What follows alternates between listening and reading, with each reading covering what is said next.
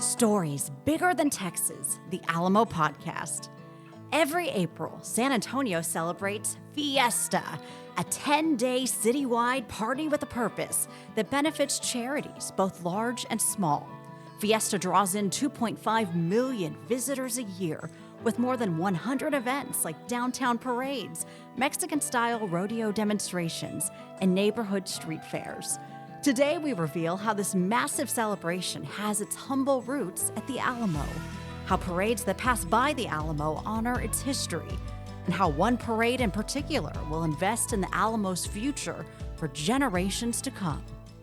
I'm your host, Emily Baucom. In the Fiesta spirit of the more the merrier, we have a jam-packed episode today with lots of guests. Let's begin with the Alamo's collections manager, Misty Lanham, explaining Fiesta's roots at the Alamo.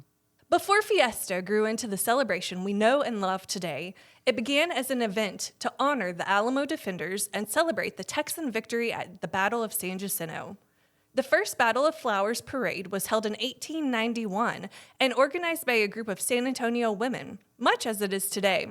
In this first parade, floats, horse-drawn carriages, and even bicycles were decorated with flowers, and as they traveled down the parade route and arrived at the Alamo, they fought a mock battle by throwing flowers at one another. The parade continues to this day, but we no longer throw flowers and instead place them in front of the Alamo Church.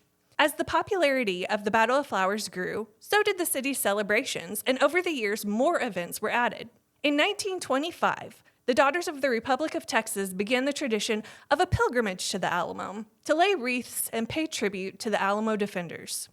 Today, Fiesta has grown into a 10-day celebration of all things San Antonio, with a total of 3 parades and more than 100 official Fiesta events across the city. Fiesta is known as the Party with a Purpose because it raises money for local organizations. Here at the Alamo, it's tradition during Fiesta to celebrate our military. The Air Force, Army, Marine Corps, and Navy all host demonstrations on Alamo Plaza. Now that we've covered the history of Fiesta, you may ask, but why does everyone jingle? What are Fiesta medals? One way groups raise money during Fiesta is through selling these Fiesta medals. The tradition began around 1946 when King Antonio handed out coins. Then, in 1961, Joske's department store produced a commemorative coin holder, which revelers began wearing pinned to their shirts to show off their swag. Soon, the idea of the Fiesta medal was born. No matter where you live, you can get in the Fiesta spirit and support the Alamo by purchasing our 2024 Alamo Fiesta medal, as well as Bella the Alamo Cat's Fiesta medal. You can buy them in person or online. Now that you know more about Fiesta, let's talk about those parades that pass in front of the Alamo Church. Joining us now is Anna Laura Block, the Alamo's development manager, who is also the former president of the Battle of Flowers Association, and James Fenimore, this year's Fiesta Flambeau Parade Association president. Tell us about your parades and what makes them so unique to any other parade in the country. Well, the Battle of Flowers Parade is the largest and the oldest in the nation, produced entirely by women volunteers. So every year we have a Texas history theme, and that aspect is seen through the floats, through the amusements, so it's float themed. We also give 45,000 tickets to the Fiesta Commission, as well as Flambeau, so that nonprofits can buy those tickets at a discounted rate from the Fiesta Commission and then sell them to the public. And this helps them to have a budget for the following year. So we do a really good thing for the nonprofits and the 501c3s of San Antonio. And James, the Flambeau, the largest illuminated night parade in the country. Yes, this is our 76th anniversary of running it down the street. We're the much younger brother of the Battle of Flowers. On that almost 3-mile journey downtown, we have lots and lots and lots of lights, lots of Yeah, for people who don't know what we're talking about, describe what it means to be an illuminated parade. We kick off our vanguard just at dusk and let them head down the street. And then at about 7:45 every year, we start the main body of the parade so that all of our floats and the lighted up kids and the bands, as they're marching down the streets, there's ambient light from the street lights, but mostly it's dark. And we have lots and lots of LED lights. All the costumes have lights. Yes, every one of them. It's a requirement to be in the parade, is to be well lit. Anna Laura, with the Battle of Flowers parade being the true origin of Fiesta, what are the emotions behind planning the event and then finally seeing all the floats pass by the Alamo? Well, there's a big sense of pride because we have over 200 volunteers that come together, and we work for over a year. And we have different section chairs, different people leadership-wise that come together. And then we have other volunteers that are in the Battle of Flowers that just work that day for the parade. So we have quite a few volunteers working it. Sometimes the husbands come and join too. And so once that float or that amusement passes by, it's a big sense of pride. And a parade of that magnitude that's being pulled off is really an orchestration within itself. So we're always proud, we're excited, we all have smiles on our faces, and we look forward to that day that we step off, and then when the very last float goes by the Alamo, because then we know it's been a job well done and everything was pulled off. Everything works in tandem. It takes everybody. It's more of a yellow-clad village. Yes, because all the women of the Battle of Flowers Association, they wear yellow. That's correct. We're easy to identify. We all wear yellow dresses, and we've been doing that for quite a long time. So when you're out on the streets and you have a question or you're not sure where your section is, just find a lady in yellow. Good advice. James, something that makes the Flambeau unique is all the high school bands and dance troupes that participate. Passing by the Alamo can be a memory that lasts a lifetime. As I encounter people buying tickets or showing up at the parade, adults, it's not unusual for me to come across 10, 15 people who say, I marched in this, I went to whichever high school they went to, and I marched in that parade when I was a freshman in high school, all the way through senior. Lots of people in San Antonio and out-of-town bands. We have a lot of out-of-town bands. A lot of people tell me this is one of their favorite memories is marching in that parade. How cool. How does each parade take time to honor the Alamo's history? Every entry in the Battle of Flowers parade is required to have a fresh floral tribute. And so whether it's an amusement, a band, a float, a cavalcade, everyone will have a fresh floral tribute with them. And as they turn onto Alamo Plaza, they slow down and become reverent, and a student cadet steps out and they hand over that fresh floral tribute. It's kind of us being the participants, a continuum of history. It's one of those things where we feel like it's teaching and preserving Texas history. And if you sit in that area and you see that being done, that tribute, it's really a goosebump moment. We started last year, and we're doing it again this year, giving each entry a flag representing the 6 flags over Texas. Even with all the construction at the Alamo, the parades will continue to pass by.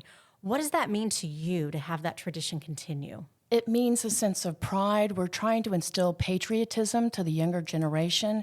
We want everyone to know their Texas history, to come to the Alamo, see all the Texas history that's on display, and know a sense of where they came from and what happened in the past.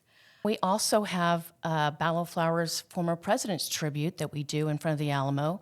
And what happens is the president, who is currently the president, rides down in front of the Alamo in her car, and she has a big, huge yellow spray of flowers, all yellow roses, and she hands that over to the cadet. And then the former presidents are there standing, and they have a bouquet of their own, and they each one add it to that bouquet, so that we see the process of, over time, all these different presidents that have done this and are honoring the Alamo. And it's usually captured on TV, and we have 3.5 million viewers in Spanish and English. So it's kind of another history moment and historic moment for the Alamo and for us. With Flambeau being the people's parade, we're much more inclined to party, and we love the way the videos and the pictures look in front of the Alamo with our floats. And what does that mean to you when you see that moment of the floats going past the Alamo, the confetti flying down? Then I know it's Flambeau. Good answer. I like that. Anna Laura Block and James Fenimore, thank you for joining us, and Viva Fiesta. Viva Fiesta. There's one more big parade to talk about. The Texas Cavaliers River Parade may not pass directly in front of the Alamo, but this year's parade is making sure we always remember the Alamo. Joining us to explain is Jack Hebdon, King Antonio of 1999 and former Fiesta San Antonio Commission president, as well as Trey Steves, this year's Texas Cavaliers River Parade vice marshal. Jack, we're fortunate that people from all over the world listen to the Alamo's podcast. For those who may not know, can you please explain the tradition of King Antonio? King Antonio started in the early 1900s. After the Battle of Flowers, original Battle of Flowers Parade in 1891, there were a lot of activities going on around the date of April 21st. And there were several monarchs around town. There was Omalá, which was the Alamo spelled backwards, Similat, which was Tamale spelled backwards, and then King Antonio. King Antonio, early on, did not have a sponsor. John Barron Carrington, who had come to San Antonio from Virginia to work for the Chamber of Commerce, in 1909 had started the Order of the Alamo, which was sponsoring the Queen and Princess of Fiesta.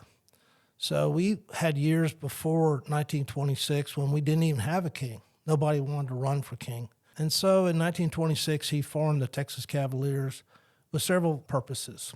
One, to remember the heroes of Texas who came and created this great state, to remember horsemanship in a period when it was dying and going away, and also have cordial relations with the military. By now, in 1926, the military was pretty big in San Antonio, and the Army Air Corps was growing, but also to sponsor King Antonio.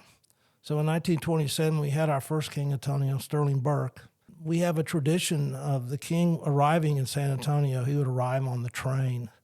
And that went on until World War II. But he would arrive on the train, and then he'd have a procession to the Alamo. When they got to the Alamo, they would then present the key to the city, and he and the mayor would lay a wreath in memory of the heroes. King Antonio has survived ever since, has been sponsored by the Cavaliers. We're into King Antonio 101 now. The Cavaliers have been part of the Alamo at Fiesta forever. We really in 1950 started a formal ceremony inside the Alamo, and later on in 59 it moved outside as well. So King Antonio's been a strong part of Fiesta. We have other royalties that are official royalty, but King Antonio's the oldest. Trace, nowhere has a river parade like San Antonio. It's your job to help oversee it. Tell us about the parade and how the Alamo is getting special recognition this year. Well, in San Antonio, there's no greater site than the Alamo. It is pivotal to our identity as San Antonians, and it is the reason millions of people travel to San Antonio to enjoy what our great city has to offer. Everyone thinks of the Alamo. And this year, the River Parade's charitable honoree, or the Texas Cavaliers charitable honoree, is the Texas Cavalier Education Center at the Alamo. The River Parade this year is centrally focused on the Alamo and showcasing what folks are doing to grow that experience. We'll have Alamo-themed floats. This year we have 60 floats that will be traveling the river. You know, the River Parade has hundreds of thousands of people that come and watch it live, and many, many more watch it on television. And we're so excited to be showcasing the Alamo as the shining star of the parade this year. And let's talk about the Texas Cavaliers Education Center. We broke ground on it in November, and it's scheduled to open next year. It will serve 250,000 school-aged children a year and also allow the Alamo to bring the Alamo story to students all over the world. What does it mean to each of you to invest in that legacy? For me, it was very important. The Alamo story is more than just a battle in 1836. It's a story that starts in 1718 and even goes through its own survival in the turn of the century. You know, the idea was to tear things down in this city. You know, Adina de Zavala and Clara Driscoll bought the Long Barracks to control that and keep it.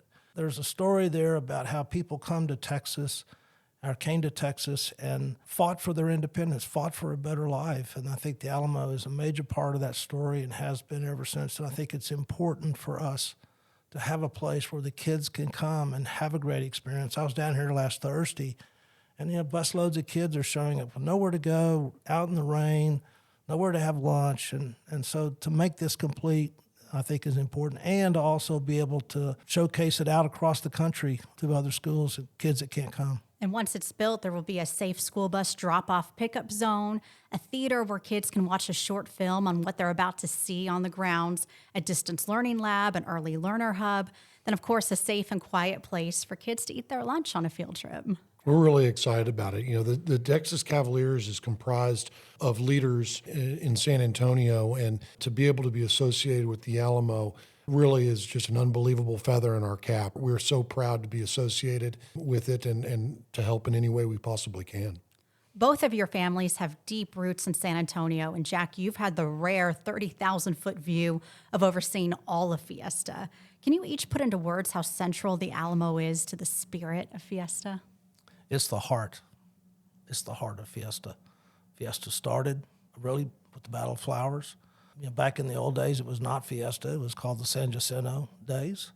And a lot of events revolved around that. Fiesta didn't come around until 1960, but it's the heart of San Antonio. It's the heart of Fiesta. Well, I just think that how pivotal this entire situation is. The Alamo and the expansion of the Alamo is tremendous. It's tremendous. We were at the Alamo fundraiser just a couple of weeks ago, and you could see the vision and where all this is going. And to say it's exciting is an understatement. It's exciting for an entire city to see all of these folks be motivated by what's taking place at the Alamo.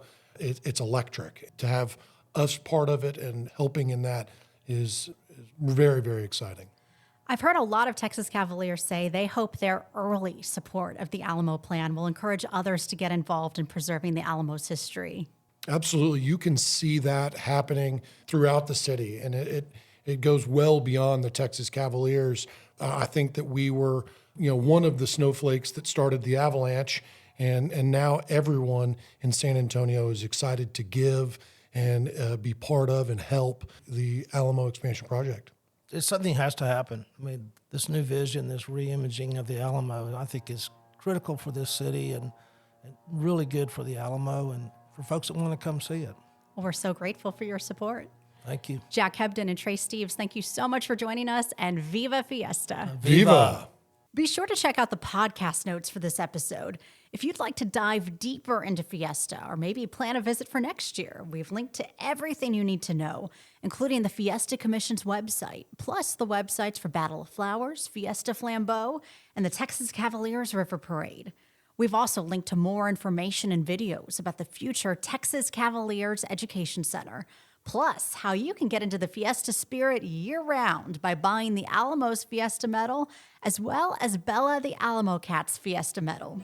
You've been listening to Stories Bigger Than Texas, the Alamo Podcast.